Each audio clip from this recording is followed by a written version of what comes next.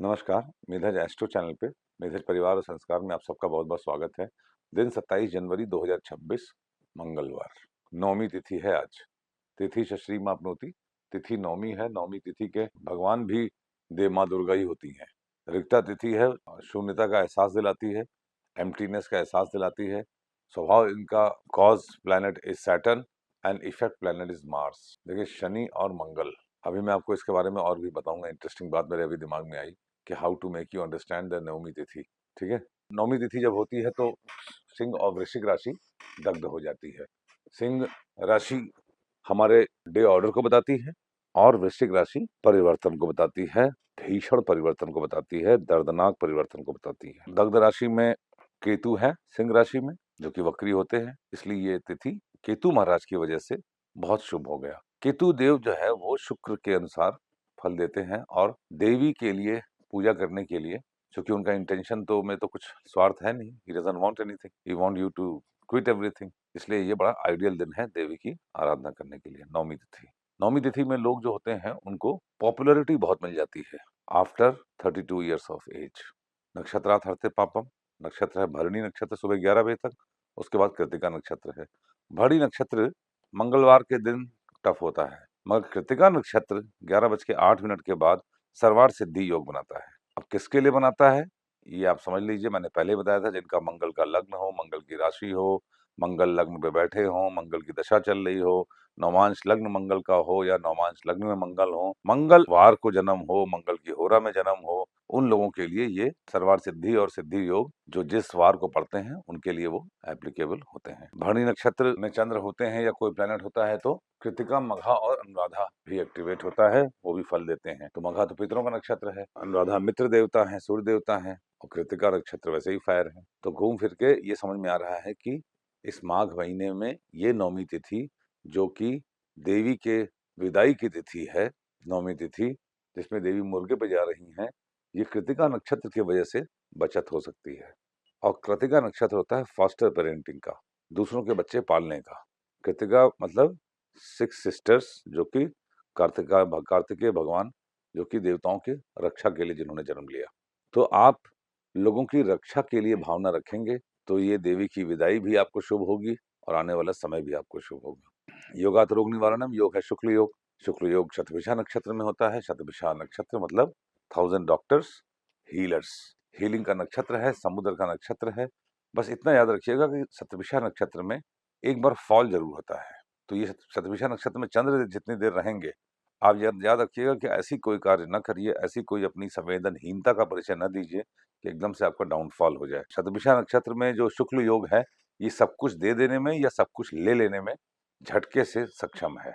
इसका आपको ध्यान रखना पड़ेगा। करणात् कार्य सिद्धिश्च, कर्ण है बालवकरण, उसके बाद कौलवकरण। बालवकरण के स्वामी चंद्र होते हैं और कौलवकरण के स्वामी मंगल होते हैं। देखिए वेद आप जोड़ लेंगे, लत्ता आप जोड़ लेंगे, ठीक है। घर से बाहर निकलने से पहले आप गुड़ खा के निकलिए। अब एक इंपॉर्टेंट बात सुन लीजिए आप।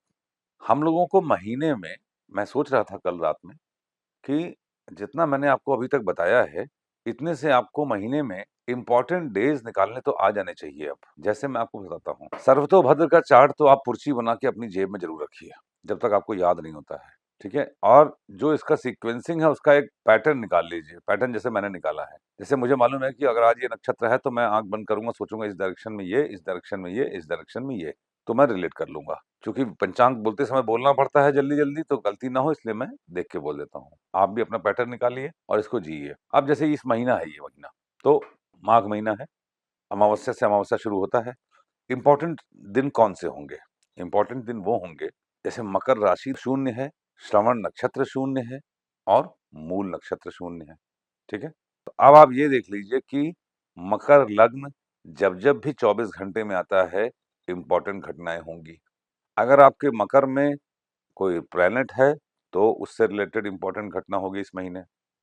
मकर में नवांश में अगर मकर में कोई प्लैनेट है तो उससे रिलेटेड बैड इवेंट्स होंगे, because navamsa is your experience and experience is based your out of your past life karma, and karma is generally not very good, that is why we are suffering. ये मानते हुए कोई एक्स्ट्रा ऑर्डिनरी लोग होंगे जिनको बहुत अच्छा फल मिल जाए नवांश में, है ना। मकर कलयुग के प्रवेश की राशि है, तो ये राशि आप देख लीजिए हर रोज कब कब एक्टिवेट होती है, पंचांग में आपको दिख ही जाएगा।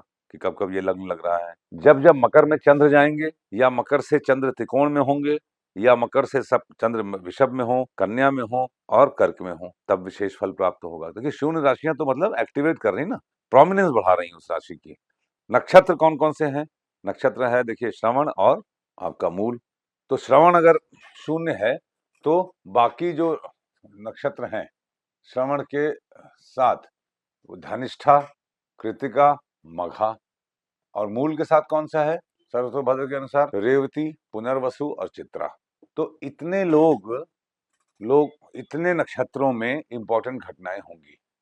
श्रवण, धनिष्ठा, कृतिका, मघा, मूल, रेवती, पुनर्वसु, चित्रा। ये 8 दिन आपके लिए इंपॉर्टेंट हो गए। राशि हमने बताया आपको।